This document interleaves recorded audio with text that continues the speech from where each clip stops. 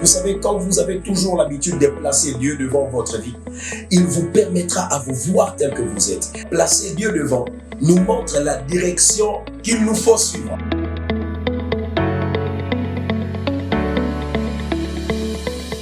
Aujourd'hui, nous allons faire la suite de la série que nous avions commencé sur la présence de Dieu, sur le Saint-Esprit. Et j'ai 2 points à rajouter sur ce que nous avions déjà parlé. Déjà, ça fera notre 3e partie de ce que nous avions commencé sur la présence de Dieu. Souvenez-vous, le sujet c'était placer Dieu devant et ses effets. Et aujourd'hui, placer Dieu devant te fera voir tel que tu es. Si tu as besoin de connaître qui tu es, si tu as besoin de l'image de ta propre vie, si tu as besoin de connaître le sens de ton existence, si tu as besoin de te voir selon que Dieu te voit, tu n'as qu'intérêt à pouvoir laisser Dieu être devant ta vie. Et quand Dieu est placé comme la priorité de ta vie, il te permettra à pouvoir te connaître dans le fond et connaître qui tu es, où tu vas et comment tu vas y parvenir. Alors, il est dit dans la parole de Dieu, par rapport au prophète Isaïe, il est en train de parler, il dit, alors je dis, malheur à moi, je suis perdu, car je suis un homme dont les lèvres sont impures. J'habite au milieu d'un peuple dont les lèvres sont impures. Et mes yeux ont vu le roi, l'Éternel des armées. Mais l'un des séraphins vola vers moi, tenant à la main une pierre ardente qu'il avait prise sur l'autel avec des pincettes. Il en toucha ma bouche et dit, ceci a touché tes lèvres. Ton iniquité est enlevée et ton péché est expié.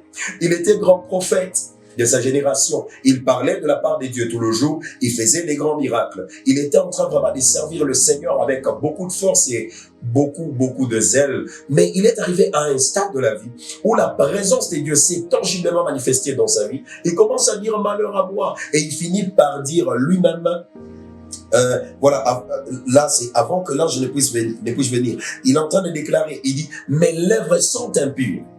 Mes lèvres sont impures. Mais Esaïe, tu es un serviteur de Dieu. Tu es celui qui parle toujours de la part du Seigneur. Qu'est-ce qui t'a amené à comprendre que tes lèvres sont impures et que tu es aussi pécheur comme les autres hommes à qui tu donnes la parole et le message de Dieu? Ce qui lui a permis de se voir tel qu'il était, cher bien-aimé, c'était la présence de Dieu. Parce que Dieu était devant sa vie.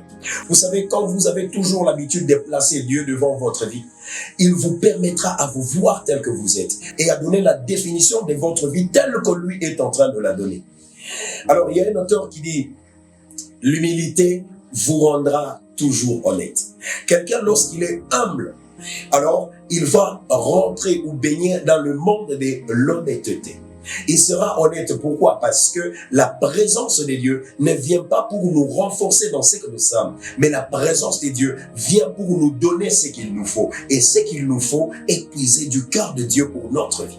Et Isaïe a compris vraiment à ce stade de sa vie qu'il était pécheur impur. Il fallait aussi qu'il puisse passer par le moyen de la sanctification. Et vous allez voir, l'ange est venu, l'un de séraphins, on lui a donné une braise ardente sur les lèvres qui lui ont purifié de son péché et de son iniquité. Alors, on a compris à partir de tout ça que c'est mieux de toujours se laisser volontairement face, je voudrais appeler ça comme ça, face au check-up spirituel, c'est-à-dire avoir le temps, le mandat personnel de vérifier son état de santé spirituelle.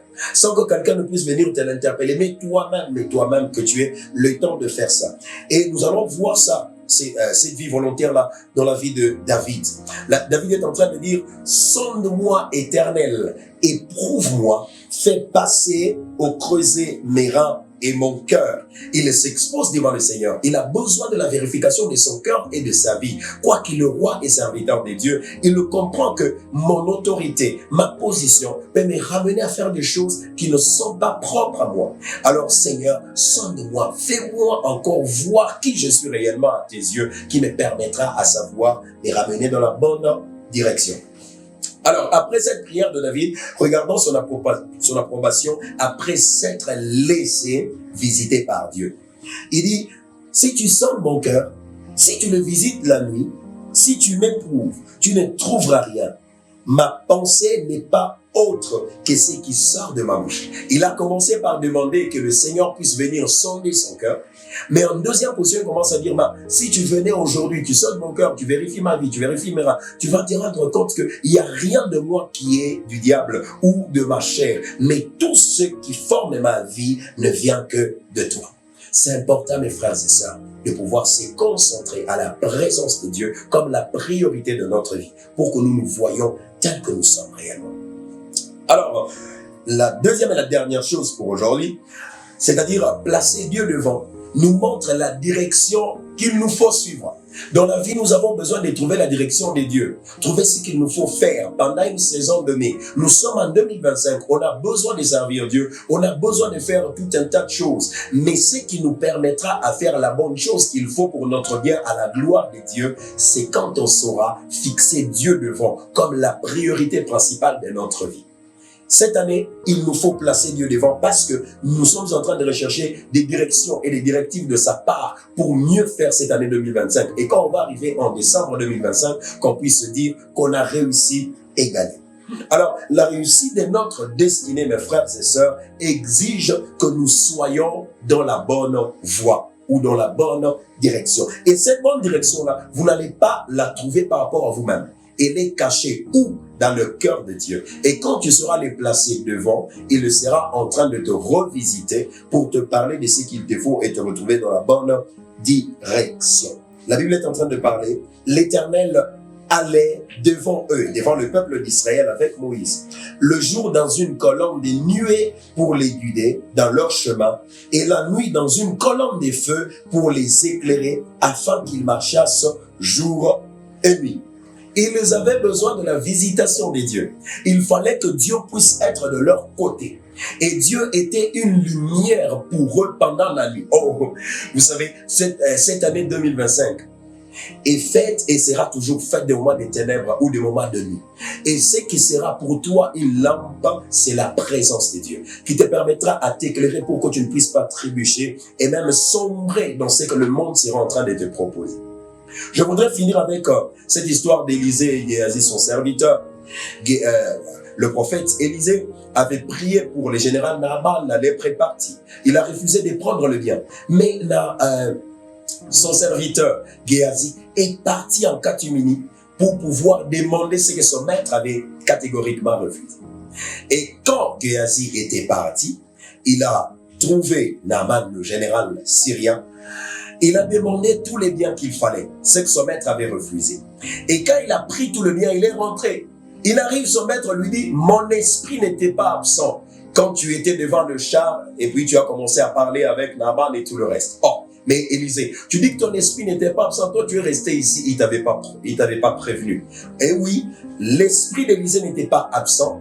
Ça ne veut pas dire que c'était son esprit qui partait, mais c'est le Saint-Esprit qui transportait l'esprit d'Élisée. Pourquoi?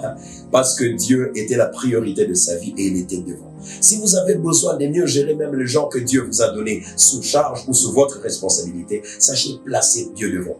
Vous serez une bénédiction pour les autres et pour votre propre vie, parce que ça va vous permettre à rester que dans la bonne direction et faire que ce que le Seigneur nous demande de faire. C'est pourquoi je prie et je déclare que ta vie soit dans la bonne direction cette année 2025. Si tu as commencé à dérouter, au nom de Jésus, le Saint-Esprit qui est la boussole du chrétien, que ça puisse te toucher et te ramener là où il faut exactement. Que ce soit par ta conscience ou inconsciemment, qu'il puisse te ramener au nom de Jésus de Nazareth. Je vous dis vrai, cette année nous en avons besoin et que le Saint-Esprit puisse nous aider à mieux aller avancer dans notre marche chrétienne. Je crois que ça a été très très intéressant. Alors je vous fixe rendez-vous prochainement pour un autre numéro. Ciao.